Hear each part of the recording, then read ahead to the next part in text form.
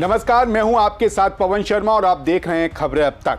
खबरें अब तक में आज हम बात करेंगे लोकतंत्र के सबसे बड़े मंदिर यानी संसद की, उत्तर प्रदेश के ऐतिहासिक बजट की, साथ ही चर्चा होगी उस किताब की जिसने रिलीज होने से पहले ही दिल्ली पुलिस की स्पेशल सेल को काम पर लगा दिया है, और आखिर में देश प्रेम की उस गूंज की बात करेंगे जहां अब वंदे मातरम को लेकर नियम बदल गए हैं। लेकिन इन सभी खबरों को विस्तार से समझने से पहले आइए नजर डालते हैं इस वक्त की हेडलाइंस पर।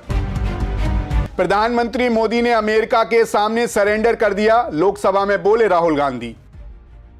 नरवणे की किताब से जुड़ा विवाद, दिल्ली पुलिस ने पेंगुइन इंडिया को जारी किया नोटिस। लोकसभा में बजट पर हुआ हंगामा, राहुल के खिलाफ विशेषाधिकार हनन प्रस्ताव लाएगी सरकार। सार्वजनिक समारोह में वंदे मातरम के 6 छंद अनिवार्य, सरकार ने जारी किया आदेश। यूपी बजट पर अखिलेश का तीखा बोल, ये विदाई बजट बीजेपी का जाना तय। योगी सरकार ने पेश किया अपना 10वां बजट, 9,12,000 करोड़ से अधिक। सलमान खान के करीबी को मिली धमकी, करोड़ों की मांग।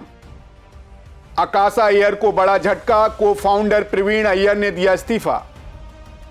सोने चांदी में बड़ी उठापटक जारी, 1,51,025 रुपए प्रति 10 ग्राम पहुंचा 24 कैरेट गोल्ड।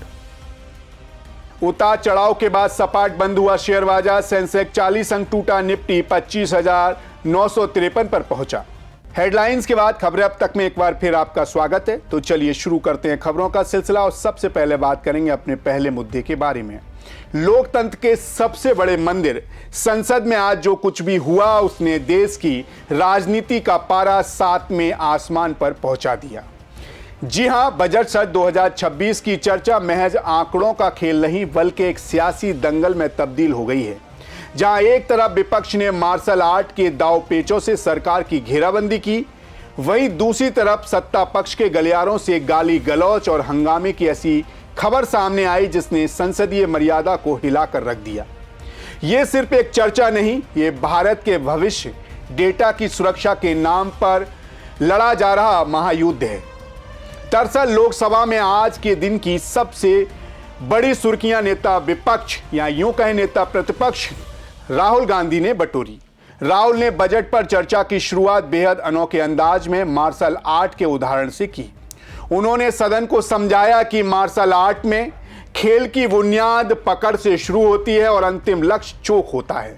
राहुल ने सीधे प्रधानमंत्री की ओर निशाना साधते हुए कहा कि जब खिलाड़ी चोक ले लेता है तो विरोधी की आंखों में डर दिखने लगता है। आज पीएम की आंखों में वही डर है। उन्हें पता चल गया है कि वे ग्रुप में आ चुके हैं। सुनिए राहुल गांधी ने क्या कुछ कहा। स्पीकर साहब, मैंने बोला जब चोक लगाते हैं दूसरे व्यक्ति की आंख में देखते हो तो डर दिखता है। सर, पीएम की आंख में डर दिखता है, दिख रहा है सर। सर, आंख में आंख नहीं मिला पाते हैं। स्पीकर साहब, सर 2 चीजें हैं सर। एक sir Epstein case, sir 3 million files are still locked up. Rahul ने आरोप लगाया कि सरकार ने भारत के कृषि क्षेत्र और डेटा को अमेरिका के लिए खोल दिया है।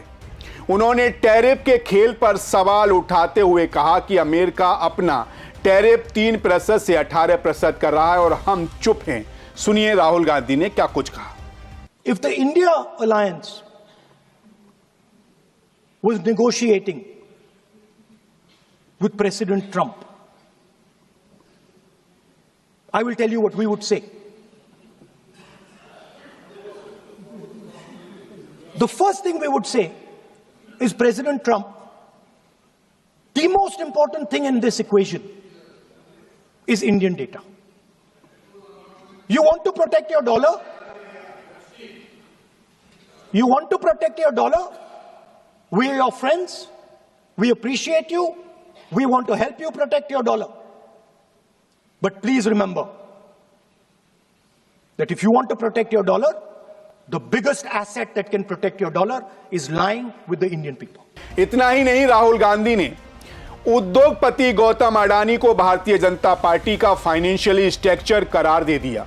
राहुल ने एप्स्टीन फाइल्स का नाम लेकर सत्ता पक्ष को बुरी तरह उकसाया, जिस पर रविशंकर प्रसाद और किरेन रिजिजू ने कड़ी आपत्ति जताई। देखिए video. The interesting thing is that I know that the Prime Minister would not sell India under normal circumstances. He will not do it. You know why he sold India? Because they are choking him. Mr. Rahul, address to the chair, please. He has sold India because they are choking him. They've got a grip on his neck. Speaker साहब, मैंने बोला जब चोक लगाते हैं दूसरे व्यक्ति की आंख में देखते हो तो डर दिखता है सर, पीएम की आंख में डर दिखता है, दिख रहा है सर आंख में आंख नहीं मिला पाते हैं। स्पीकर साहब, सर दो चीजें हैं सर, एक sir Epstein case sir, 3 million files are still locked up.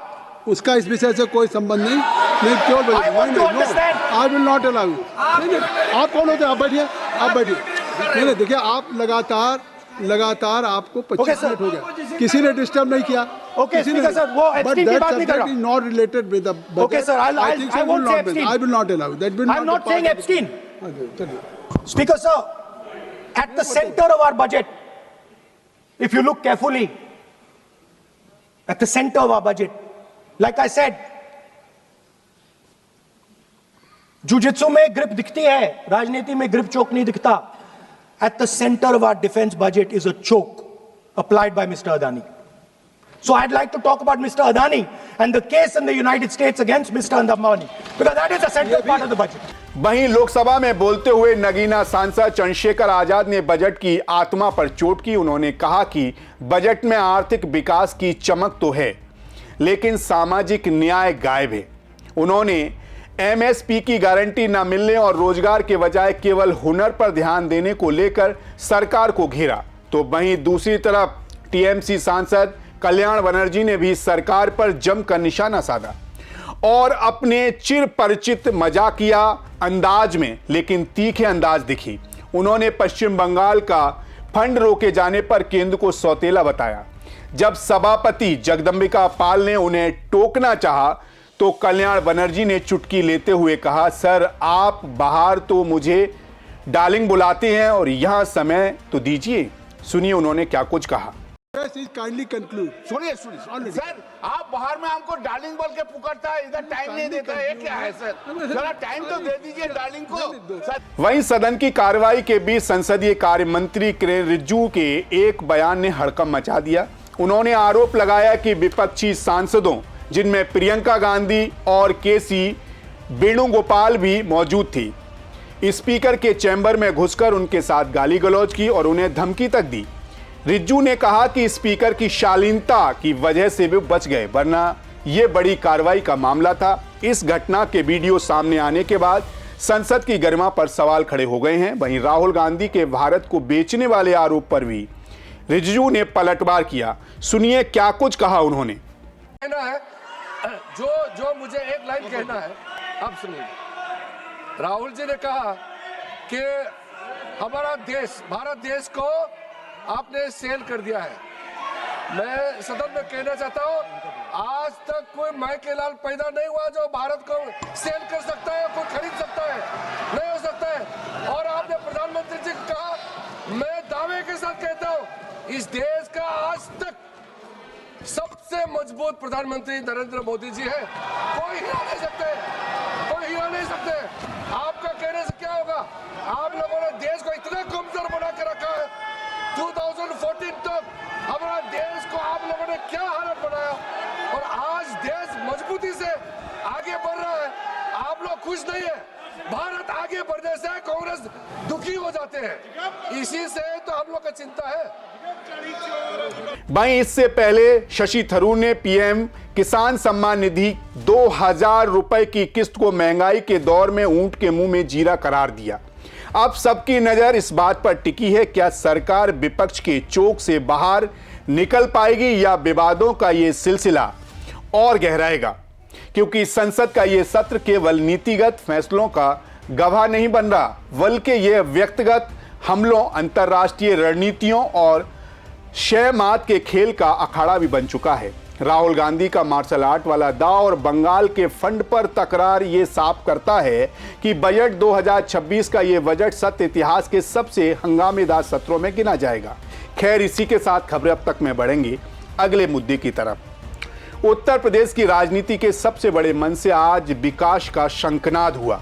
मुख्यमंत्री योगी आदित्यनाथ के नेतृत्व वाली सरकार ने आज वो कर दिखाया जो उत्तर प्रदेश के इतिहास में कभी नहीं हुआ। जी हां, विधानसभा चुनाव 2027 की आहट के बीच वित्त मंत्री सुरेश खन्ना ने 9,12,696 करोड़ रुपए का विशाल काय बजट पेश कर दिया। यह सिर्फ एक आंकड़ा नहीं बल्कि 25 करोड़ जनता की उम्मीदों का वो पुलिंदा है जो उत्तर प्रदेश को आत्मनिर्भर बनाने की गारंटी दे रहा है। तो तैयार हो जाइए, क्योंकि आज लखनऊ की गलियों से लेकर दिल्ली के गलियारों तक सिर्फ उत्तर प्रदेश के ऐतिहासिक बजट की ही चर्चे हैं। आपको बता दें, योगी सरकार 2.0 के इस दूसरे कार्यकाल का यह आखिरी पूर्ण बजट है। बजट का आकार पिछले साल के मुकाबले 1 लाख करोड़ से भी ज्यादा बढ़ाया गया है। पिछली बार का बजट 8.8 लाख करोड़ था, जो दर्शाता है कि सरकार केवल खर्च नहीं कर रही बल्कि इंफ्रास्ट्रक्चर निर्माण भी कर रही है। दरअसल 2027 के महासंग्राम से पहले इसे योगी सरकार का ट्रम्प कार्ड माना जा रहा है। 9 लाख करोड़ से ज्यादा के इस भारी भरकम बजट में केवल आंकड़े नहीं बल्कि युवाओं की उम्मीदें, महिलाओं का सम्मान और किसानों के लिए खुशहाली का वो रोडमैप है जिसे सरकार आत्मनिर्भर उत्तर प्रदेश का नाम दे रही है। वहीं चुनाव से पहले सरकार ने आदि आबादी उत्तर प्रदेश के युवाओं को साधने के लिए खजाना खोल दिया है। मेधावी छात्रों के लिए 400 करोड़ रुपए का विशेष प्रावधान किया गया है ताकि कॉलेज जाना आसान हो और बेटियां आत्मनिर्भर बने। वहीं गरीब बेटियों की शादी के लिए दी जाने वाली सहायता राशि को अब बढ़ाकर 1 लाख रुपए कर दिया गया है, जो बजट में 10 लाख युवाओं को रोजगार के अवसरों से जोड़ने का वायदा किया गया है। साथ ही खादी और ग्रामोद्योग के जरिए हजारों नई इकाइयां लगाकर स्थानीय स्तर पर काम देने की योजना है।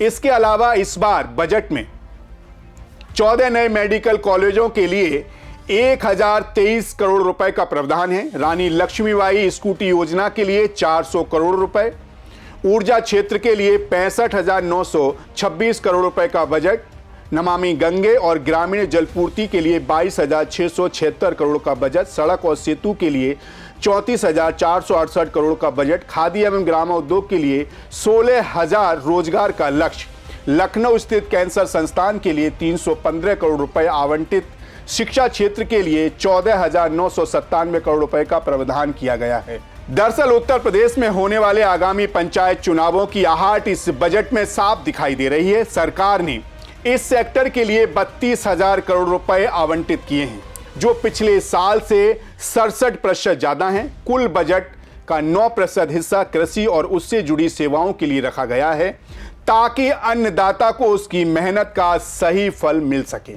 वहीं उत्तर प्रदेश अब मेडिकल शिक्षा का हब बनने की ओर अग्रसर है।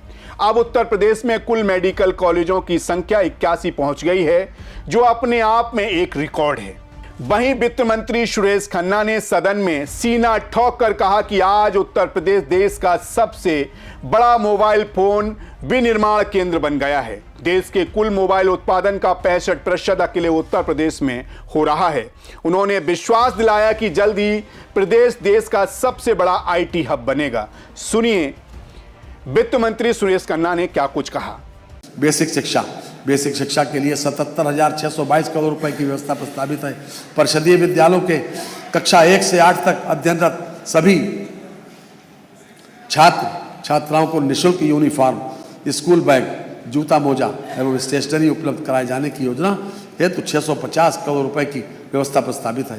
प्रदेश के सभी 75 जनपदों में 2-2 मुख्यमंत्री मॉडल कंपोजिट विद्यालयों की स्थापना आधुनिक शैक्षणिक आवश्यकताओं के अनुरूप की जा रही है। प्रदेश के सभी 75 जनपदों के प्रत्येक जनपद में एक विद्यालय को मुख्यमंत्री अभ्युदय विद्यालय के रूप में विकसित किया जा रहा है। जिन विकास खंडों में कस्तूरबा गांधी बालिका विद्यालय स्थापित नहीं है, उनमें आवासीय बालिका विद्यालय की स्थापना की गई। नई योजना हेतु 580 करोड़ रुपए की व्यवस्था प्रस्तावित है। परिषदीय विद्यालयों के शिक्षक शिक्षणेतर कर्मचारी एवं संविदा या मानदेय आधारित कार्मिकों को कैशलेस चिकित्सा सुविधा उपलब्ध कराने की नई योजना लाई जा रही है, जिसके लिए लगभग 358 करोड़ रुपए की व्यवस्था प्रस्तावित है। समग्र शिक्षा योजना के अंतर्गत राज्य निधि से सभी प्राथमिक विद्यालयों को स्मार्ट स्कूल के रूप में विकसित किए जाने की नई योजना हेतु 300 करोड़ रुपए की व्यवस्था प्रस्तावित है। सहायता प्राप्त अशासकीय विद्यालयों की सुरक्षा ऑडिट में अधोमानक पाए जाने वाले विद्यालयों के अनुरक्षण की नई योजना हेतु 300 करोड़ रुपए की व्यवस्था प्रस्तावित है। वहीं जहां सीएम योगी ने इस हर वर्ग का बजट बताया, वहीं विपक्ष ने इसे सपनों का अमृत करार दे दिया। सपा नेता शिवपाल यादव ने कविता लिखकर तंज कसा। शिवपाल ने कहा कि उत्तर प्रदेश की जनता को सपनों का अमृत पिलाया गया है, विकास केवल विज्ञापनों में दौड़ रहा है और हकीकत की सड़कों पर गड्ढे आज भी अपनी गिनती का इंतजार कर रहे हैं। वहीं बजट के बाद मुख्यमंत्री योगी आदित्यनाथ ने लखनऊ में प्रेस कॉन्फ्रेंस की, जिसमें उन्होंने कहा उत्तर प्रदेश में लगातार बजट बढ़ रहा है, बजट में हर वर्ग का ध्यान रखा गया है, ये अब तक का सबसे बड़ा बजट है। किसान, युवा और महिलाओं को ध्यान में रखकर बजट तैयार किया गया है। देखिए सीएम योगी आदित्यनाथ ने क्या कुछ कहा। Rule of law real growth की गारंटी है। हर व्यक्ति सुरक्षा की गारंटी चाहता है और वह गारंटी आज यूपी दे रहा है। सुरक्षा है, स्मार्ट पुलिसिंग है और त्वरित न्याय व्यवस्था। यह नागरिकों को भी और निवेशकों को भी दोनों को सुरक्षित और एक भरोसेमंद वातावरण देने में एक बड़ी भूमिका का निर्वहन करता है।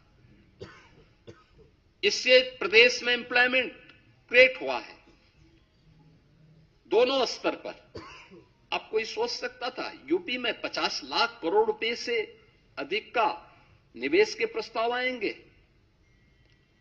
यूपी का मृत प्राय सा हो गया एमएसएमई सेक्टर फिर से ग्रोथ करके 3 करोड़ से अधिक नौजवानों के लिए नौकरी और रोजगार की संभावनाओं को विकसित करेगा।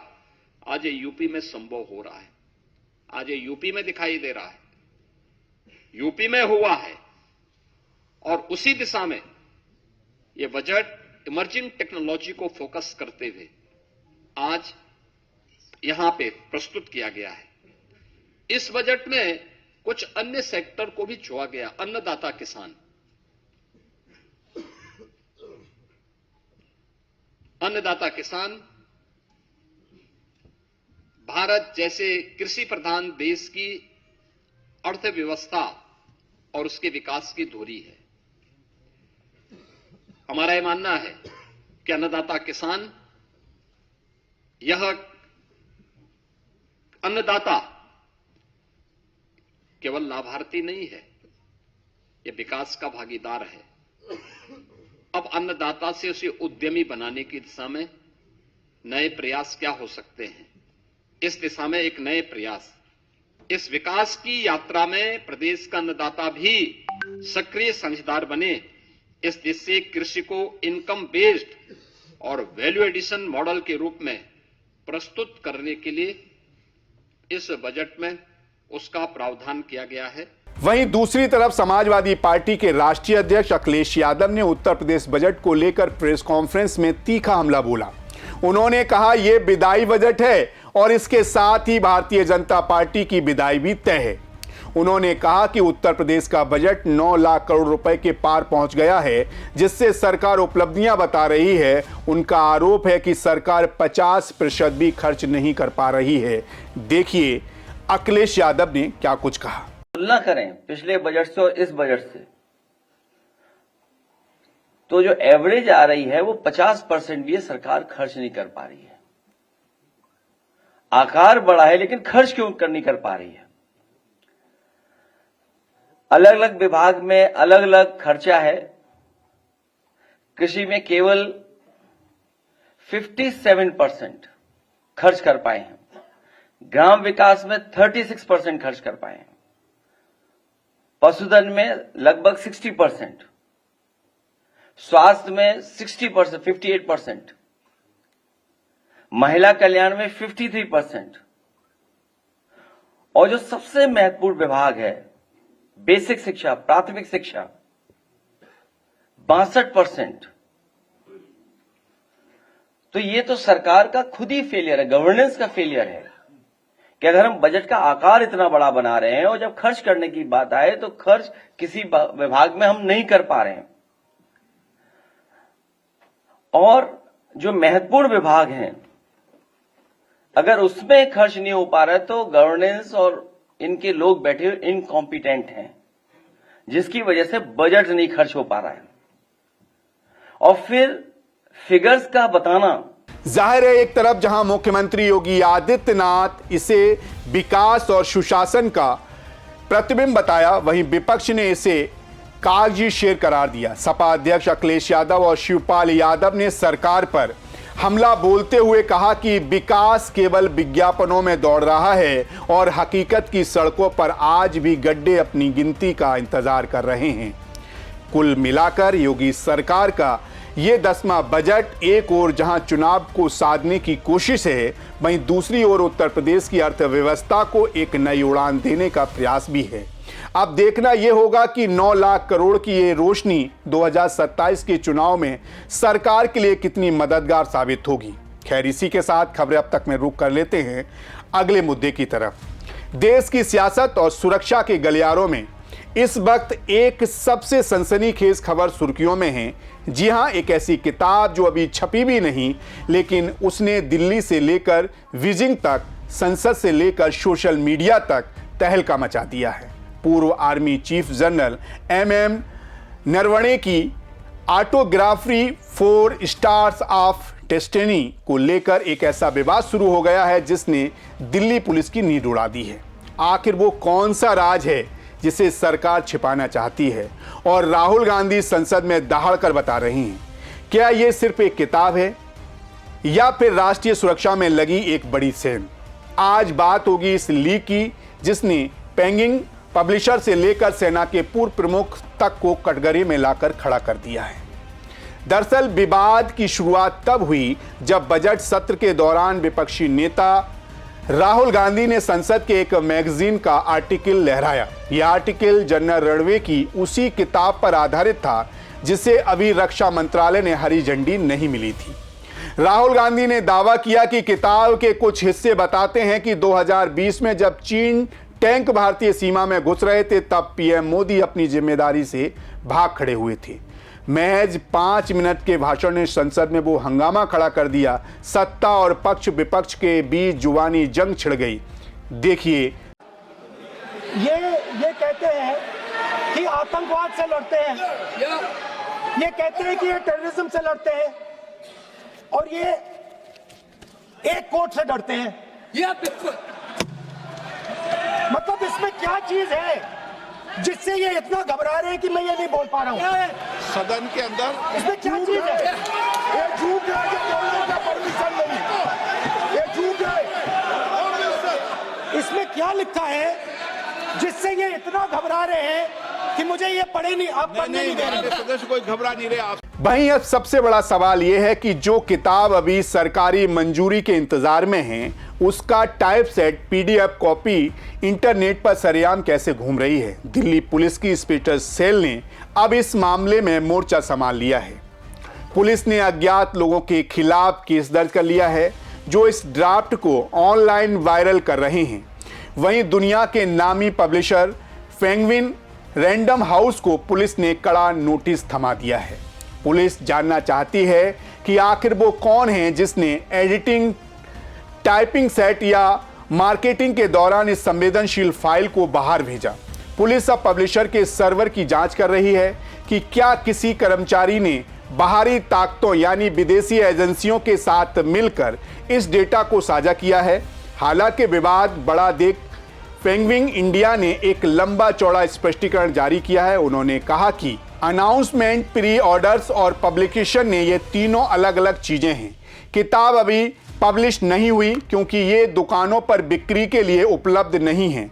जो कॉपी इंटरनेट पर है वह कॉपीराइट का उल्लंघन है। लेकिन राहुल गांधी ने इस सफाई को सिरे से खारिज किया। उन्होंने जनरल नरवणे का दिसंबर 2023 का एक पुराना ट्वीट दिखाया जिसमें जनरल ने खुद लोगों से ये किताब पढ़ने का आग्रह किया था। राहुल ने सीधे शब्दों में कहा, पेंगुइन झूठ बोल रहा है, ये पूर्व आर्मी चीफ, और मुझे यकीन है कि नरवणे जी झूठ नहीं बोल रहे हैं। सुनिए राहुल गांधी ने क्या कुछ कहा। Here is a tweet from Mr. Narawane. ये देख लीजिए please. Can you read, sir, please? We can... Manoj Narawane ji. It's a tweet that says, "Hello friends, my book is available now. Just follow the link. Happy reading.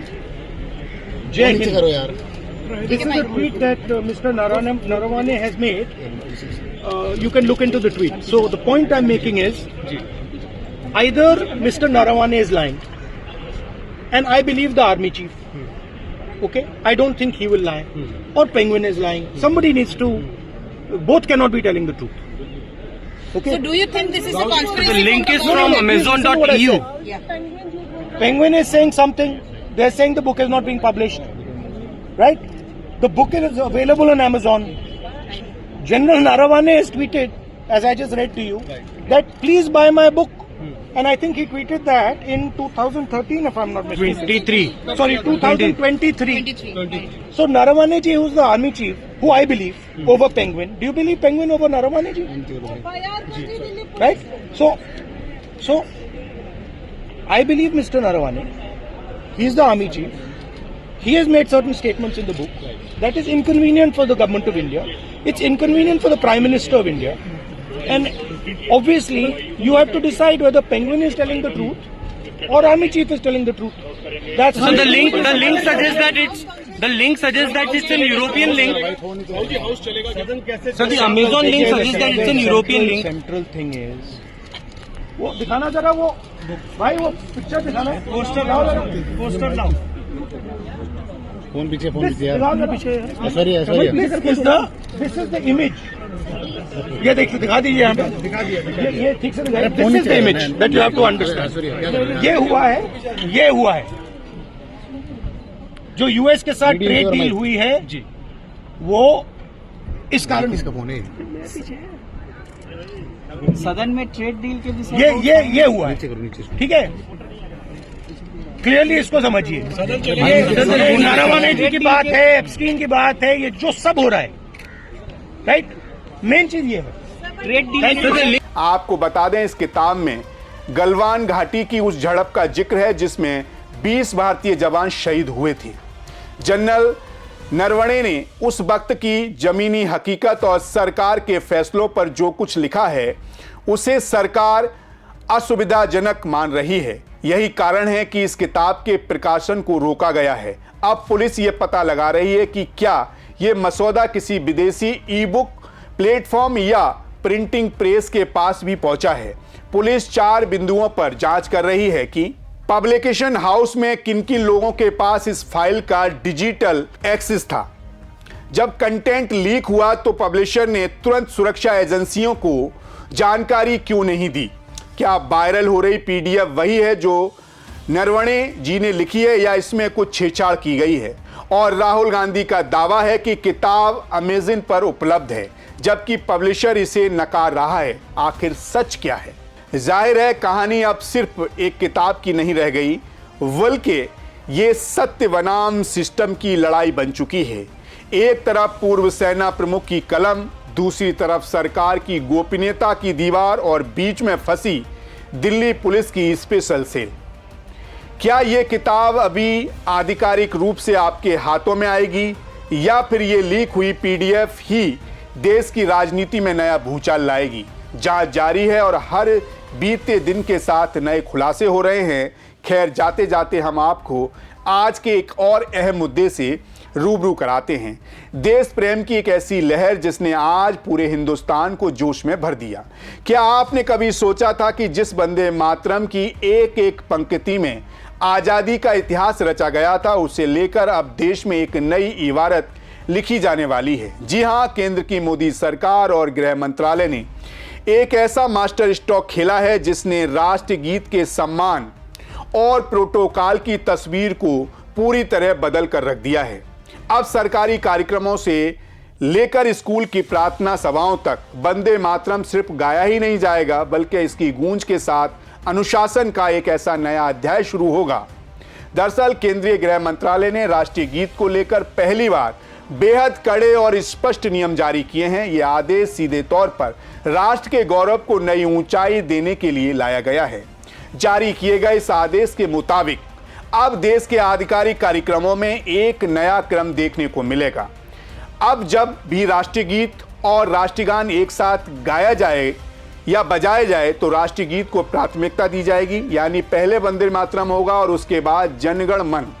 यह फैसला राष्ट्रीय गीत के ऐतिहासिक महत्व को स्थापित करने की दिशा में एक बड़ा कदम माना जा रहा है। अभी तक आमतौर पर वंदे मातरम का संक्षिप्त रूप गाया जाता था, लेकिन अब गृह मंत्रालय ने इसके पूरे 6 छंदों को अनिवार्य कर दिया है। राष्ट्रीय गीत के गायन की कुल अवधि 3 मिनट 10 सेकंड तय की गई है। राष्ट्रपति का आगमन हो, तिरंगा फहराने का कार्यक्रम हो या फिर राज्यपाल का आधिकारिक भाषण, इन सभी मौकों पर अब 6 छंद वाला आधिकारिक संस्करण ही सामूहिक रूप से गाया जाएगा। ये कड़े निर्देश ऐसे समय पर आए हैं जब केंद्र सरकार वंदे मातरम के 150 वर्ष पूरे होने के उपलक्ष्य में भव्य आयोजन कर रही है। सरकार का मकसद सिर्फ नियम लागू करना नहीं, बल्कि छात्रों और आम नागरिकों के मन में राष्ट्रध्वज और राष्ट्रगीत के प्रति सम्मान की भावना को कूट कूट कर भरना है। तो आप भी हो जाइए तैयार, क्योंकि अब देश की फिजाओं में वंदे मातरम की गूंज और भी ज्यादा अनुशासित और गौरवशाली होने वाली है। आपको सरकार का यह फैसला कैसा लगा? क्या इससे युवाओं में देशभक्ति का नया संचार होगा? अपनी राय जरूर हमें बताइएगा। जाहिर है, संसद के दंगल से लेकर उत्तर प्रदेश के महाबजट तक और जनरल की किताब के विवाद से लेकर वंदे मातरम के नए मान सम्मान तक, आज की खबरें साफ कर रही हैं कि साल 2026 भारत की राजनीति और राष्ट्रनीति के लिए एक टर्निंग पॉइंट साबित होने वाला है। फिलहाल खबरें अब तक में आज के लिए बस इतना ही, लेकिन खबरों का सिलसिला, सच की तलाश और तीखे सवालों का दौर लगातार जारी रहेगा। फिर आपसे मुलाकात होगी, तब तक बने रहिए सी न्यूज़ भारत के साथ। हर खबर आपके साथ, आपके हाथ।